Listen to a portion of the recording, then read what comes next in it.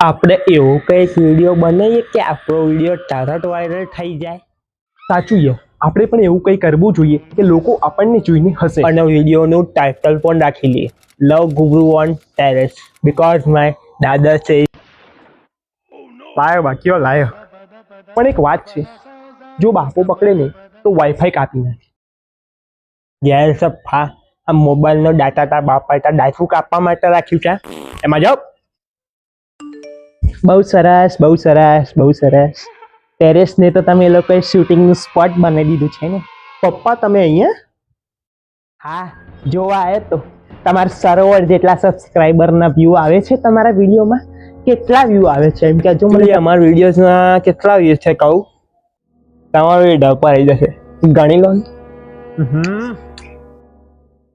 એ ગધેડાઓ, આ રીલ હોય કે ડીલ, આ તમારા વાઈફાઈનું બિલ તો હું જ ભરું છું. પણ હું સિરિયસ છું. તમે પણ એક રીલ બનાવો જે રાતોરાત વાયરલ થઈ જશે. બેટા, હું રીલ નથી બનાવતો, રિયલ જિંદગી જીવવામાં વધારે માનું છું. પણ જો તમે લોકો આગ્રહ કરશો તો હું ટાઇટલ જરૂરથી આપીશ, ટેરેસમાં ટમટમાતા ટપોરિયાઓ.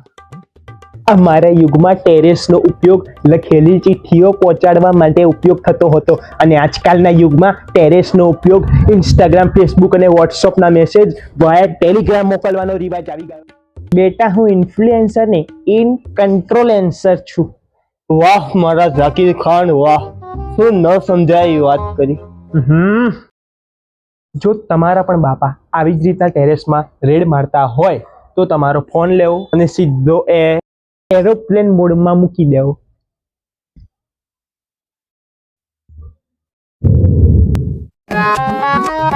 આ તાર મમ્મી મને બોલાવતી લાગે.